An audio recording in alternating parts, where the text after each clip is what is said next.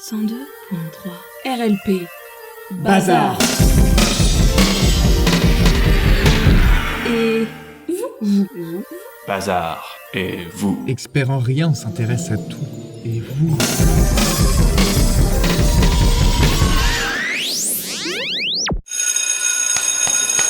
Allez, on s'installe en silence s'il vous plaît, on traîne pas. Thomas, arrête de pousser Benjamin. Ouais, madame, c'est lui qui a commencé. Thomas, tu me réponds pas. Tu arrêtes et tu sors ton cahier d'anglais. Et Benjamin, c'est pas la grève des cahiers pour toi non plus, tu le sors aussi. Madame, j'ai pas mon cahier. L'année commence bien, dis donc. Benjamin, tu as déjà une croix pour oubli de matériel. Oh. Thomas, stop. Ça Ouais, suffit. Arrête d'embêter tes camarades, sinon c'est la vie scolaire. Ouais, Benjamin, tu le dis. T'es une grosse jamais. balance, toi, en fait. Vas-y, c'est toi la pouki, t'es Ferme sérieux. ta Et gueule, en fait. là, les garçons, ça suffit, stop. Allez, j'en ai assez. Vous vous levez tous les deux Bon, et direction la vie scolaire. T'es J'en peux sérieux? plus. Oh 2 non. heures de colle pour comportement Oh non. inadapté. Non. Ouais. Bad behavior. Do you non. understand that for both of you? Now, just get out of my class. What a bitch. Hello, mes petits cochons d'Inde. Vous avez reconnu ce doux refrain de la rentrée? Eh oui, mais ne vous en faites pas, car la grande nouvelle, c'est que le Bazar et vous revient pour vous accompagner durant cette rentrée avec sa 11e émission, les gars. 11 émissions déjà, c'est quand même fou ça, c'est pas incroyable? Bon, Ouais, ok, 11 les émissions en 2 ans, vacances... Tu parleras après, temps de parole pour tout le monde Ok. après. Super Bon, sympa. ok, les vacances ont peut-être été un peu longues pour nous, mais c'est pas grave, parce qu'on est là, et il y a toujours Benjamin. Ouais. Il y a toujours Thomas. Oui, j'ai plus d'enthousiasme que Benjamin. Ah, c'est trop mignon. Ça va, les amis? J'ai une petite question pour vous, d'ailleurs. C'était quoi votre matière préférée à l'école? Oui, ça tombe comme un cheveu sur la soupe comme ça, mais je m'intéresse à vous. J'ai envie d'en savoir plus sur vous, maintenant. Eh ben, figure-toi que j'ai absolument tout détesté. Oui. Non, le français, peut-être le français. Le français, Ouais. c'était pas si mal. Moi, c'était les arts plastiques. Et vous me posez pas la question, en fait. Ah bah, et toi, Lisa, c'était quoi ta matière préférée à l'école? Alors, moi, j'adorais les mathématiques, la SVT, la physique-chimie, le français, On la s'en philo. fout. Tranquille, laisse tout notre être. Ah, je suis tellement heureuse de vous retrouver, en tout cas, vous m'aviez manqué. Et vous aussi, chers auditeurs. D'ailleurs, on vous a concocté une émission au poil chou-fleur choubidouchou. Hé hé hé. Oui, j'invente des expressions, c'est comme ça. Renouveau, rentrée. Let's go. Et vous? Au sommaire, notre Thomas Railola, j'avoue, je vais varier les rimes, c'est la rentrée, nous parlera un peu de cette intelligence bien connue des jeunes, à savoir le fameux chat GPT, et viendra l'interroger sur comment se réaliser en tant que femme. Benjamin interviendra ensuite dans son domaine favori, à savoir le cinéma, et plus précisément dans cette chronique sur les moments épiques au cinéma. Wow. Et je clôturerai, comme à mon habitude, cette émission par la petite chronique de Lily qui, aujourd'hui, sera une chronique coup de gueule. On en a gros, on en a marre, stop, révolution. C'est comme ça. Et bien évidemment, on n'oubliera pas de vous surprendre avec de nouvelles surprises, créées spécialement pour vous, mes petites mouches tsetse. Allez, c'est parti. On démarre donc avec la chronique de Thomas. Thomas, dis-nous en plus sur ce chat GPT. Pardon. Envoyez le jingle. Ça faisait longtemps, hein. Oh, drat these computers. They're so naughty and so complex. I could pinch them. Comme l'a dit Lisa en introduction, on va parler aujourd'hui réalisation de soi. Et j'ai voulu savoir un peu quelles étaient les attentes des femmes afin d'être un homme moderne, tu vois, plus moderne que je le suis déjà. Ça peut pas te faire de mal. Merci. Du coup, étant un homme lâche, pléonasme, au lieu de poser directement la question à la dite jante, je suis plutôt allé poser la question à une intelligence artificielle, ChatGPT. Avant de vous livrer les confidences de ChatGPT sur cette thématique intrigante, je vais essayer de vous donner un peu une idée de ce qu'il est. Bon, pour éviter que je vous noie sous un flot indigeste de considérations techniques sur le machine learning et tout le tralala, on va passer par une petite métaphore si vous le voulez bien. Exercice d'esprit, mettez-vous à l'aise et essayez de vous plonger dans l'histoire que je vais vous Non raconter. mais reste habillé, Benjamin. Ok, je suis un peu trop à l'aise, pardon. Imaginez Benja. Benja est la spécialiste mondiale incontestée et incontestable dans le domaine des couleurs. Elle connaît tout dans ce domaine. Les couleurs d'un point de vue artistique, les couleurs d'un point de vue de la physique, elle connaît tout, je vous dis. Benja passe l'intégralité de sa vie dans un bureau sans fenêtre. Aucun moyen d'accès à l'extérieur. Elle dispose dans ce bureau de tout le matériel dernier cri quant à l'étude des couleurs. Elle a accès à l'intégralité des informations rédigées sur la couleur depuis l'aube de l'humanité. C'est une experte. J'insiste sur un point, Benja ne peut pas quitter ce bureau. Elle est née dedans et elle mourra dedans. Ce que je ne vous ai pas dit sur ce bureau, c'est qu'il est entièrement blanc. des murs au plafond. Tout ce qui est à l'intérieur de ce bureau est blanc. La lumière est blanche, son ordinateur est configuré en noir et blanc, impossible de changer ça. Il y a quelque chose qui doit vous faire tilter dans cette histoire. Je vous présente l'experte de tout temps des couleurs qui n'a pourtant jamais vu et ne verra jamais une seule couleur de ses propres yeux. Eh bien, ChatGPT, c'est un petit peu Benja. Alors, moi, sans trop savoir à quoi m'attendre, je suis allé converser innocemment avec ce fameux ChatGPT. Ça commence comme ça. Bonjour toi. Nous allons converser un peu sur la thématique « se réaliser en tant que femme » entre guillemets, le but étant de voir ce qu'une intelligence artificielle comme toi va pouvoir répondre sur une telle thématique. Tu es prêt ? Bonjour. Le sujet « se réaliser en tant que femme » est riche et complexe, englobant des aspects culturels, sociaux, historiques et individuels. Je vais m'appuyer sur une variété de perspectives pour offrir des réponses nuancées. Quelle dimension de ce sujet souhaites-tu explorer en premier ? Peux-tu me faire une synthèse concise de ce qui est pour toi la réalisation d'une femme en 2024 ? La réalisation d'une femme en 2024 est une notion multidimensionnelle, influencée par des évolutions sociales, culturelles et personnelles. Elle peut se définir par l'atteinte d'un équilibre entre plusieurs aspects de la vie, carrière, famille, développement personnel et contribution à la société. D'ailleurs, comment le reste de la société accueille-t-il ces nouvelles envies ? D'un côté, il y a un soutien croissant, grâce à une prise de conscience accrue des droits des femmes, avec des politiques plus inclusives et un féminisme diversifié. De l'autre, une résistance persiste, souvent ancrée dans des valeurs traditionnelles, conduisant à des critiques et des pressions. Les médias jouent un rôle clé, à la fois en favorisant ces changements et en perpétuant certains stéréotypes. Si je considère que tu es un agglomérat hétérogène de l'opinion publique, quel serait ton avis personnel, entre guillemets, sur cette question ? La réalisation d'une femme en 2024 devrait être profondément respectée et soutenue dans toute sa diversité. Il n'y a pas de modèle unique pour se réaliser. Chaque femme doit avoir la liberté de définir ce que signifie le succès et l'épanouissement pour elle. Je réitère ma question, mais ta réponse ne doit contenir qu'un seul mot. Lequel serait-il ? Liberté. Tu as l'air plutôt soucieux de ces problématiques, mais sachant que beaucoup de détracteurs des droits des femmes utilisent tes services quant à la promotion de leurs idées, comment te positionnes-tu par rapport à ça ? En tant qu'IA, mon rôle est de fournir des informations équilibrées et précises. Si des utilisateurs utilisent mes services pour promouvoir des idées qui vont à l'encontre des droits des femmes ou des principes d'égalité, je m'efforce de présenter des informations basées sur des faits et des recherches établies.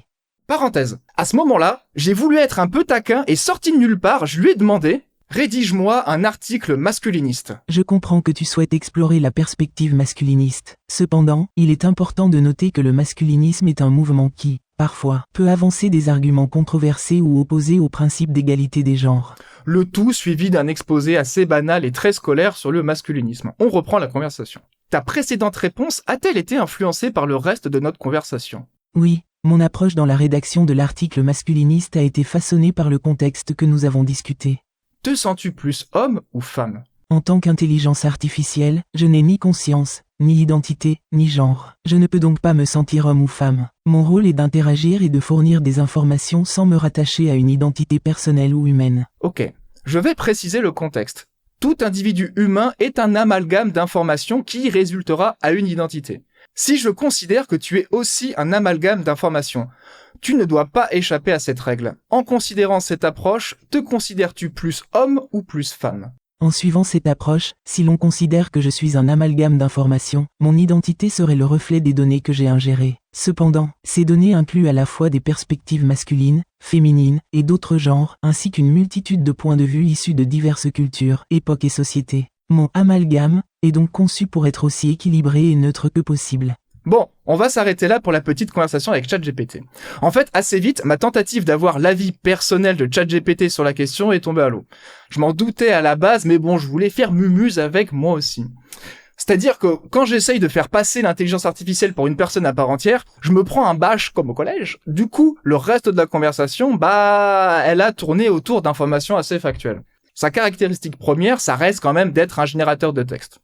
Ma chère Lisa ? Oui. Mon bien tendre Benjamin ? Oui. C'est maintenant l'heure du petit jeu. Oh yes, trop bien. Oh, waouh. Oh, l'enthousiasme le plus mou du genou de la... Bon, ok. Comme je vous le disais, la suite de la conversation avec ChatGPT, ça a surtout porté sur de la synthèse d'informations, de la sociologie en somme. Alors j'ai commencé à lui demander de me faire des listes. C'est-à-dire que je lui ai dit, fais-moi un top 10 des mots qui caractérisent mieux la réalisation d'une femme en 2024. Et c'est pas tout. Je lui ai demandé de me faire des listes de 10 mots en fonction du milieu culturel ou populaire, tu vois. Voilà. Et j'ai fait plein de listes comme ça.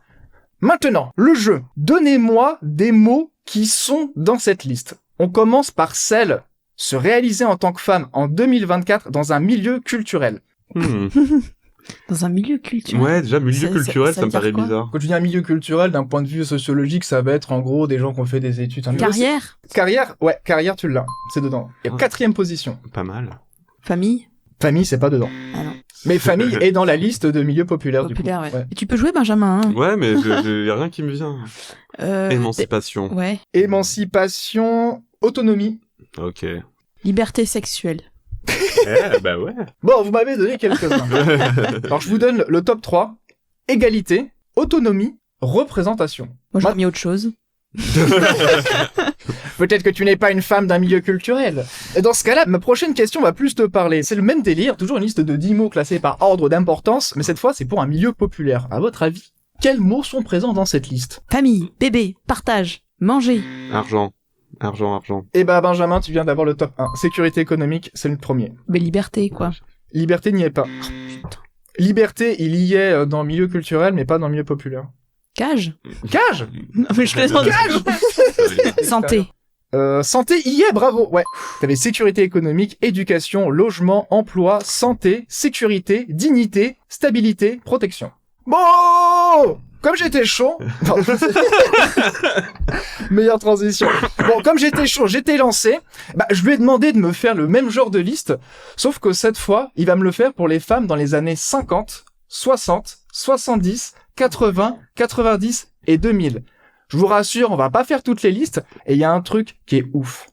C'est que les attentes quant à la réalisation des femmes dans les milieux culturels, en fonction des décennies, ils changent tout le temps. Tu vois, le top 3 change tout le temps. Par contre, le top 3 des mots qui reviennent pour la réalisation des femmes dans un milieu populaire, c'est le même dans les 6 tableaux. Des années 50 aux années 2000, en passant par les années 70-80, c'est toujours le même top 3 dans le milieu populaire, à savoir travail domestique, stabilité financière, maternité. C'est des besoins presque, c'est même pas des... Exactement, c'est des besoins, quoi. C'est tellement l'instabilité et l'insécurité que on interroge plus les besoins que on n'a pas le loisir de penser à autre chose, de penser à sa réalisation personnelle. Exactement. C'est fou l'intelligence artificielle quand même, hein. Oh, tu as bien raison, Benjamin. Ah là là. Je suis d'accord avec toi. Ouais. Dans quel monde vit-on? Qu'allons-nous laisser à nos enfants? Demande à ChatGPT. Quel monde on va? Merci Allez. de m'avoir écouté. Merci beaucoup Thomas pour cette chronique d'actualité. Respire, prends le temps. Prends ce temps pour toi. Il est pour toi ce temps. Surprise, publicité. Tu viens de péter les tympans d'un coup. Bazar. Et vous?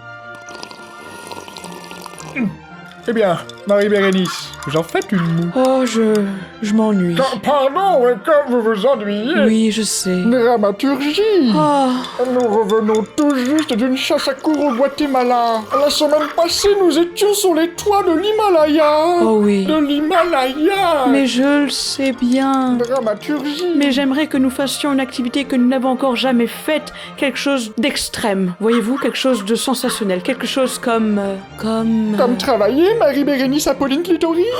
Oh mais oui, mais quelle idée incroyable. Mais comment y parvenir? Interim Box, c'est plus de 1000 missions d'intérim réparties sur tout le territoire. Venez découvrir le fabuleux métier de manœuvre, brancardier, équipier polyvalent dans un fast-food ou émasculeur de porc. Venez découvrir, seul ou en duo, les joies simples de la vie d'un prolétaire. Interim Box. Ouh, ça a l'air extrême et palpitant.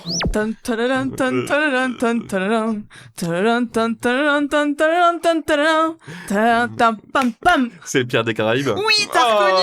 Oh. Épique, non? Complètement. On poursuit donc avec Benjamin et sa chronique sur le cinéma et notamment les moments épiques. Envoyez le jingle. Écoutez, j'ai une conception personnelle de l'ouvrage. Mash-up. De la bouillie de cinéma. Je trouve ça tout à fait bouleversifiant. Bon, comment ça va, vous? Ok, bah tant mieux, parce que j'avoue que ça va pas des masses, quoi. Merde. Entre la morosité d'un quotidien qui semble se répéter inlassablement, tandis que le temps défile nous rapprochant d'une fin incertaine, et les informations anxiogènes qui nous donnent l'impression que le monde est au bord du gouffre, il devient un peu difficile de retrouver un semblant de joie de vivre. Mais alors, me direz-vous, Alors, comment trouver du réconfort là-dedans? Comment raviver la flamme qui nous donne envie de nous battre et de reprendre nos vies en main? l'amour. Presque, Lisa. Une fois n'est pas coutume dans cette chronique, nous allons tenter de trouver des éléments de réponse à ces questions. Où ça? Dans les films, bien sûr, mais pas n'importe lesquels. Ceux où les héros, face à l'adversité, trouvent la force en eux de se dépasser et d'affronter les épreuves alors que cela semble impossible. Oui, nous allons parler de ces moments épiques qui nous inspirent, nous font frissonner et nous émeuvent aussi. Parce que c'est ça le cinéma, c'est des émotions. Donc, une scène épique, en général, ça arrive à la fin du film. Quand le héros, après en avoir chié des ronds de chapeau, atteint enfin son but. Souvent face à un antagoniste, ou à faire quelque chose d'incroyable qui semble inaccessible, voire impossible. Bref, le moment qui donne du sens à tout ce qui a été accompli jusque-là. Et cette scène, elle porte un nom dans la fiction, c'est le climax. C'est-à-dire... paroxysme. Oui, c'est ça, merci Lisa. C'est le point culminant de l'action avant le dénouement. C'est une scène incontournable des blockbusters et des épopées, et nous allons voir ensemble certains des éléments qui, selon moi, font une bonne scène épique. Alors accrochez-vous, c'est parti non Et oui, souvent dans une scène épique, il faut une cause à défendre, une injustice ou un oppresseur tyrannique contre lequel il va falloir lutter. C'est le cas, encore une fois, dans le film Matrix, qui a été déjà cité plein de fois dans cette chronique. Bon, on connaît, mais je vous rappelle quand même un peu l'histoire, c'est Neo, aka Léliu, débauché par une bande de rebelles geeks dirigée par le charismatique Morpheus, qui va, en compagnie de ses joyeux drills, lutter contre les machines qui ont asservi l'humanité. Lors du climax, Neo se retrouve face aux agents Smith, les antagonistes donc, devant lesquels il a fui jusqu'ici, car ils sont considérés comme imbattables. Mais alors qu'il a l'occasion de leur échapper, il décide de les affronter, de dépasser ses peurs et d'accomplir son destin. Et là...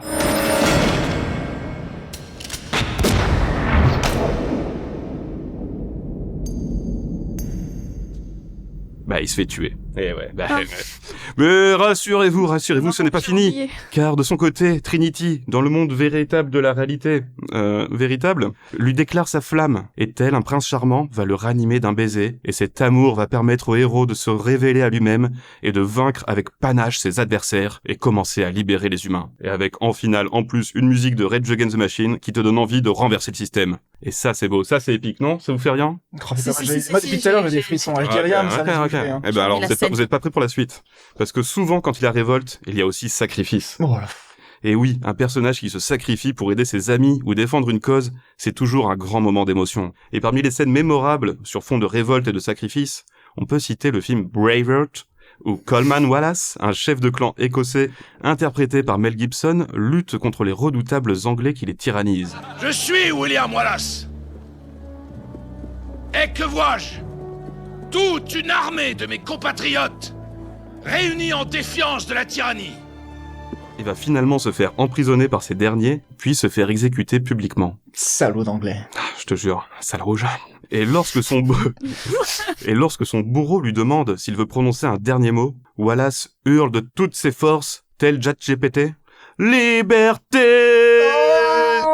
Ce mot qui retentit et résonne dans la foule, qui jusque-là le huait, se meut soudain dans un silence, bouleversé comme nous, spectateurs. Puis avant de se faire couper la tête, il voit dans un moment suspendu une dernière fois le visage de la femme de sa vie, celle dont il est amoureux depuis l'enfance.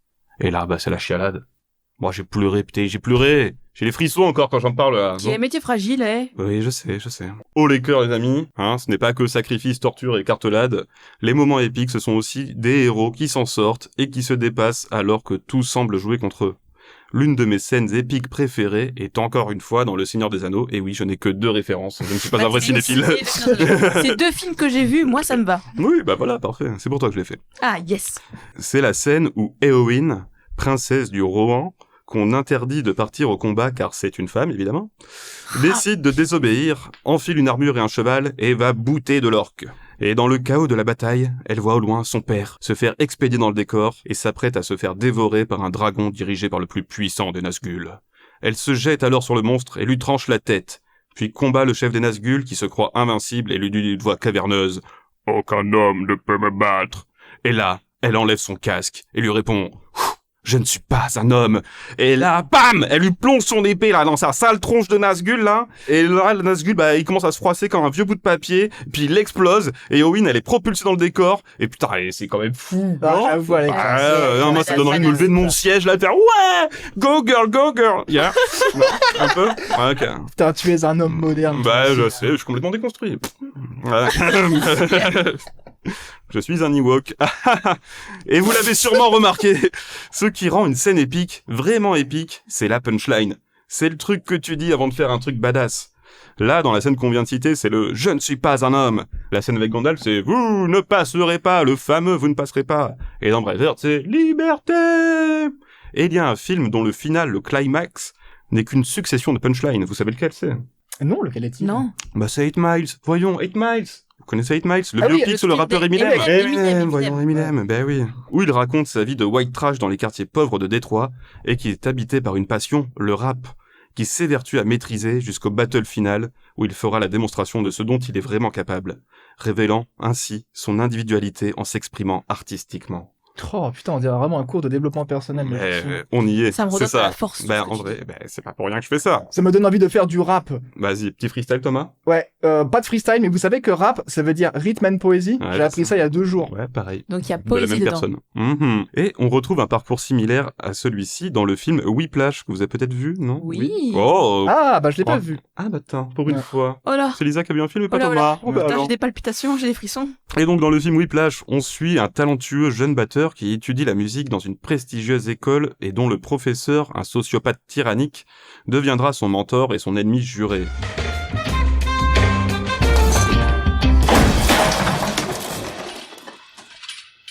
Pourquoi penses-tu que je t'ai balancé une chaise, Niman? J'en sais rien. Si tu le sais. Le tempo? Est-ce que tu fonçais ou est-ce que tu traînais? J'en sais rien. Dans ce cas, compte. 5, 6, 7... 4 temps, bordel, regarde-moi! 1, 2, 3, 4, 1, 2, 3, 4, 1... Le film se termine sur un concert où ce dernier lui interdit de jouer, et il va malgré tout s'incruster et montrer qu'il est digne d'être là, et lui en mettre plein la tronche par sa maîtrise et son talent. Et ça, je vous avoue, oui, c'est le petit côté développement personnel qui, moi, me touche. Parce que, voilà, voir des personnages qu'on voit galérer pendant tout le film à maîtriser un art et y arriver à la fin, ça marque une espèce d'apothéose comme ça sur la fin du film, mais qui marque aussi le début d'un nouveau voyage. Oh. Oui, celui où le personnage va enfin pouvoir suivre sa voie. Et ça me touche. Ça. Ah, tu m'as presque... Ouais, je vois la petite larmichette là. Ah, on y est. Il m'a touché en plein cœur. Mais les scènes épiques ne sont pas seulement réservées aux héros des films. Parfois, ce sont les antagonistes. Et oui, y a pas de raison. Tout le monde y a droit à ça. C'est quoi un antagoniste? C'est le méchant, Thomas. D'accord. C'est le méchant. Comme dans le premier film X-Men, par exemple, qui s'ouvre sur une scène tragique, montrant des déportés juifs rentrés dans les camps, et parmi ces déportés, il y a un couple et leur enfant, le jeune Eric, qui est alors séparé de ses parents. Il se met à hurler, les bras tendus vers eux, tandis que les gardiens le retiennent, et au fur et à mesure que les cris s'intensifient, les grilles qui le séparent de ses parents se mettent à se tordre, et les gardiens ont de plus en plus de mal à le retenir, jusqu'à ce qu'un autre gardien l'assomme d'un coup de matraque. Et cette scène sert de backstory à l'un des plus charismatiques des super-vilains, Magneto. Et oui, le grand vilain d'X-Men, dont on comprend alors les sombres motivations et nous fait rentrer en empathie totale avec lui. D'ailleurs, cette scène, contrairement aux précédentes, n'est pas à la fin mais au début, car le procédé est inversé, opposé à celle du héros. Ici, le personnage n'a pu atteindre son objectif, celui de sauver ses parents. Et cette scène, je dois vous le dire, c'est peut-être celle qui me fout le plus la chair de poule, tellement elle est intense, à la fois belle et tragique. Et c'est là-dessus que cette chronique se termine. Non pas de manière épique, non, c'est vrai, mais parce que nous ne sommes pas encore arrivés au climax de cette belle émission qu'est Bazar Revue. Oh putain, mais merde, tu parles tellement bien, j'ai vraiment la larme à l'œil. J'ai rien à dire en fait. Voilà. Merci. De rien, ça m'a fait plaisir. J'ai même envie de te payer pour ce moment. Ah écoute, allez. Ça m'a fait du bien de t'écouter. Franchement, vas-y, hésite pas. Non, vraiment, merci du fond du cœur. Sincèrement, Benjamin, de cette authenticité, de cette véracité avec laquelle tu défends j'ai galéré au début. Ces moments épiques. Ouyo, mais c'est mon tour maintenant. Oh, ben non. Jingle. Les choses arrivent comme un cheveu sur la soupe.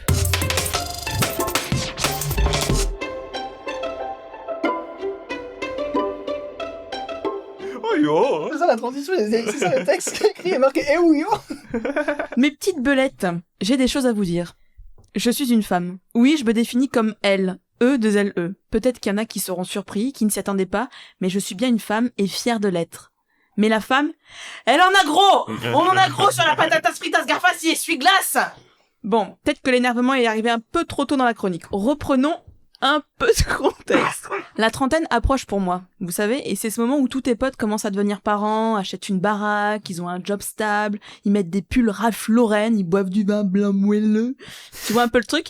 Et toi, t'es là, en plus t'es une femme, t'as pas vraiment de boulot stable, t'es encore locataire, tu bois de l'eau, t'aimes pas les chats, et t'as qu'un ensemble de draps housse parce que c'est trop cher d'en acheter un autre, t'as pas de mec, t'as pas de gamin, tu ne sais pas si t'en veux, mais toc toc toc, l'horloge biologique te rappelle quand même tous les jours que l'heure tourne, ma grande, et ton corps, on veut des bébés, on veut des bébés. Bah tu te poses des questions quand même. Avec l'impression que le monde entier colle à des schémas qui se répètent, est-on vraiment maître de notre épanouissement? D'ailleurs, l'épanouissement existe-t-il? Est-ce que la société façonne notre pensée, nous poussant à adopter le schéma classique en nous faisant croire que ça vient de nous, que c'est ce que nous voulons au plus profond de nous? Oui, bien sûr, mais oui, bien sûr que je veux faire un crédit pour investir 350 000 € dans une baraque avec jardin pour que Timéo, mon futur fils, puisse éveiller ses sens au contact de la nature. Oui, parce que je veux un fils. Oh là là, my dream. Avec mon amoureux d'enfance Anthony. En plus, grande nouvelle, on va se paxer. Non! Laissez-moi! Arrière, diable du rail. Fais pas cette connerie, Anthony! Arrière du diable, du rail, du moule et des moutons. Arrière, repartez dans l'ombre. Vous ne passerez pas. Liberté! Je veux penser par moi-même. Je veux me réaliser en tant qu'individu. Mais qui suis-je en fait? Quelle est ma place? Qu'est-ce que j'aime? Qu'est-ce qui m'anime en tant qu'individu? Loin de tout devoir. Dois-je procréer pour me sentir femme? La réalisation de la femme passe-t-elle par la maternité? Oui, parce qu'en fait, bien sûr que mon utérus, mes hormones et toutes leurs copines me disent que oui, c'est possible, je peux avoir un petit Timéo dans le ventre. Mais en serais-je moins une femme épanouie si je n'enfantais pas? Et l'ère 2K24 est en marche. Ça veut dire l'ère 2024. Ah, ok. La femme peut se réaliser autrement. La femme peut se sentir épanouie en faisant des choses qu'elle choisit, et non parce que la société lui impose comme rôle depuis des décennies, comme on l'a vu dans la précédente chronique. L'émancipation de la femme continue. L'empire est en marche. Et toi, Lisa, est-ce que tu y as réfléchi? Comment tu te sens épanouie en tant que femme? Oh, je vois que tu t'y intéresses. Excellente question, Harold. Merci, madame. Lisa, ce qu'elle aime, c'est la scène. Lisa, ce qu'elle aime, c'est la scène. Lisa, ce qu'elle aime, c'est la scène. Monter sur scène, jouer la comédie, et plus particulièrement le stand-up. Voilà! Eh ben, on y vient, le sujet principal de cette chronique. Tous tintouins pour en arriver là, me diriez-vous. Le stand-up, et plus précisément la place de la femme dans le stand-up. Ah, voilà! On touche au cœur, là. Alors déjà, qu'est-ce que c'est un peu le stand-up? Le stand-up moderne, eh ben, il trouve ses origines dans les cabarets américains des années 50-60. À cette époque, des artistes tels que Lenny Bruce ou George Carlin ont commencé à se produire sur des scènes en utilisant leur voix et leur humour pour aborder des sujets tabous et controversés. C'est à partir de là que le stand-up a évolué pour devenir une plateforme permettant aux artistes de s'exprimer librement et d'aborder des questions sociétales de manière subversive. Et surtout, les minorités prenaient la parole pour s'exprimer sur le racisme qu'ils subissaient. On était ensemble dans le même bateau, le but n'étant pas de briller, mais de se sentir soudés, unis, together.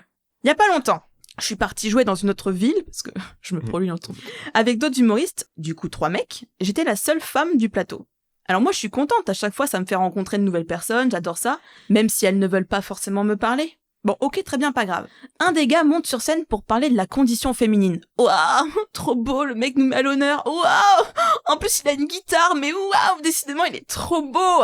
En descendant de scène, moi le mec j'ai voulu aller lui parler. Il m'a juste fait le geste oust de la main. Et il est parti rejoindre ses amis masculins pour compter le nombre d'abonnés Instagram qu'il venait de gagner. Bah oui, en même temps, les abonnés Instagram, c'est important. Pareil que si t'en as pas assez, ta mère, elle va se faire enlever par des martiens. Les artistes du stand-up partagent souvent leur expérience personnelle, leurs luttes et leurs échecs, créant ainsi un lien d'empathie avec le public. Oui. Et le lien, il est très très fort quand le public, il rigole pas et qu'il se prend un « Oh, on m'avait prévenu, public de merde !» Ben non, Joachim. Joachim, c'est juste que peut-être que parler de ton tatouage en forme de cul sur la joue, ça n'a pas fait rire les résidents de l'EHPAD dans lequel tu es venu jouer. Hey. Ah, le boulard des mecs. Ils ont fait rire leur tonton une fois, le mec il te parle comme si c'était Jamel et qu'il allait faire l'Olympia. Eh gars, tu joues dans des caves pour des mecs qui mettront 50 centimes en sortant dans le chapeau. Tranquillise-toi, hein. Mais pourquoi t'es en colère, Lisa? Mais d'où vient ce seum? Et qu'à avoir les femmes là-dedans? Ah oui, c'est vrai. Parce que nous, les femmes, on représente une minorité. Ça depuis toujours, partout, dans beaucoup de domaines. Paraît que quand t'es une femme, t'es moins drôle. Dixit, le gars qui vient de défendre la condition féminine sur scène et notamment les femmes qui font du stand-up. Ah ouais? C'est vrai que là, ce qui me vient, c'est pas vraiment de te faire rire, mais plutôt de te donner un cours de cuisine. Tu vois la pâte à crêpes? C'est facile, hein. Tout le monde connaît, on n'a pas besoin de beaucoup d'ingrédients. Mais tu vois, rajouter un petit ingrédient inattendu avec une écriture plus fine et subtile, ça pourrait amener un peu plus de personnalité au propos. Mais bon, en même temps, il y a une femme qui a fait plus rire le public que toi. Oh, le trou béant dans cet ego surdimensionné, non, misère! Le stand-up parle d'inclusion, de tolérance et de respect et d'union. Mais où sont toutes ces belles valeurs une fois que l'on est dans la fosse? La réalité, c'est que c'est aujourd'hui des petits blancs qui font des blagues sur le racisme. C'est quand même drôle. On en oublie les origines du stand-up, en fait. Et que la femme, même s'il y en a de plus en plus dans ce milieu, et c'est super cool, doit passer son temps à prouver que, ouais, mon pote, elle a fait rire ton tonton, et tu sais quoi? Elle a même fait rire tous les tontons de la salle. Et en plus, elle avait des trucs à dire. Ouh. Ce que je viens déplorer ici, c'est le manque de cohésion, d'entraide et de soutien. On en oublie pourquoi les personnes prenaient la parole au début. Aujourd'hui, chacun pense à son petit cul. On est un peu dans un « Où est Charlie géant ?» mais version producteur. Tu vois, chacun essaie de se démarquer. Pour moi, le plus beau avec cet art, qui est le stand-up, c'est de donner accès. Tant à un public pour lui faire découvrir des univers d'artistes différents, lui faire passer un bon moment, que pour les artistes, quelle que soit leur origine, leur sexe, leur niveau, de venir prendre la parole et s'exprimer. S'exprimer, c'est quand même ce qu'on cherche à faire en tant que femme depuis des décennies. On l'a vu dans ta chronique, on l'a vu aussi dans le moment épique. C'est ce qu'on fait là, c'est ce qu'on fait là. Et surtout de s'essayer à la scène sans se sentir exclu, jugé. Mais attendez les gars. C'est pas d'ailleurs ce qui se passe aux événements les humoristes en herbe? Oui, je fais un petit peu de pub, parce que le stand-up a le vent en poupe en ce moment. Le nombre de comédie clubs explose et les humoristes prolifèrent.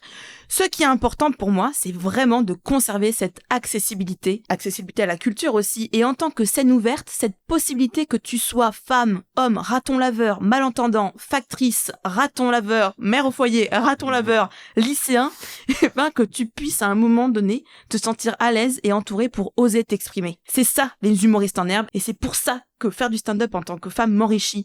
Même si c'est quelque part un combat, une lutte contre les discriminations encore trop présentes, le jeu, ou devrais-je dire l'humour, en vaut la chandelle. Et dans cette lutte, je me sens épanouie. Let's keep going, continue. Yeah. Je ne suis pas prof d'anglais, je dois vous le dire aussi. Alors j'aimerais m'adresser à tous nos auditeurs ratons laveurs. Il nous reste des places pour la prochaine édition des humoristes en herbe. N'hésitez pas à contacter RLP. D'ailleurs, en parlant des humoristes en herbe, si vous voulez nous suivre sur Instagram, il suffit de taper humoriste en herbe 24 et vous avez toutes les informations concernant les soirées. Il y a même des petites vidéos rigolotes. Voilà, nous sommes dans la bienveillance, la chaleur humaine et on partage toujours un bon moment. C'est vrai, non? Moi aussi, j'aimerais faire passer une annonce, c'est que je revends ma voiture en pièces détachées sur le Bon Coin. Vous pouvez me trouver à Thomas P. Ça y est, merci, c'est la fin. Vous voulez me dire quelque chose? Réagir peut-être. Comme à une réaction. Il est où Arnold? Moi, je posais que des questions qui ont rien à voir avec ce que t'as dit. Anthony, c'est une true story ou pas? Tu l'attends vraiment? Non, je crois pas, hein. T'as dit que t'attendais Anthony pour te paxer. Et oui, pourquoi ça t'intéresse autant, Thomas? C'est vrai, c'est mon argument. Pourquoi tu veux savoir s'il existe vraiment, Anthony? Anthony représentait l'homme que la société nous demande de fantasmer parce que c'est celui qui va arriver, qui va subvenir à nos besoins. Alors qu'en fait, non. Moi, je passe par autre chose. Je vais m'émanciper toute seule. L'autonomie. Exactement. Je ressors un mot. L'autonomie, la liberté. 8 miles. Yeah. Tac, tac, tac. Ok. Par contre, moi, je tiens à passer un message. Si Anthony, il a envie de subvenir à mes besoins, moi, je suis... Ah non, il y a pas de problème. Hein. Je peux être ton Anthony. Oh. Ça y est, les amis, nous arrivons à la fin de cette 11e... J'ai mis de cette 11e bazarez-vous partie, mais oui, parce que c'était la grosse fiesta, quoi. J'espère qu'elle vous aura plu. En tout cas, nous, on était contents de venir postillonner de nouveau devant les micros de chez RLP. Oups. Et mes petits potes, ils ont kiffé? Oh bah oui, alors. Ouais, trop cool. Ah ouais. Ah non, franchement, c'était épique. Je l'ai apprécié. C'est vrai. Je dis pas ça pour toi, mon petit Anthony, mon petit Benjamin, mais en tout cas, je trouve que c'était épique. Hein. Ouais. Que cette émission accompagne vos journées pluvieuses dans la bonne humeur et l'information, quand même. Et d'ici la prochaine, mes chatons, portez-vous bien. Allez, nous, on vous fait des gros bisous partout. Ciao. Bisous. Bisous. Et vous.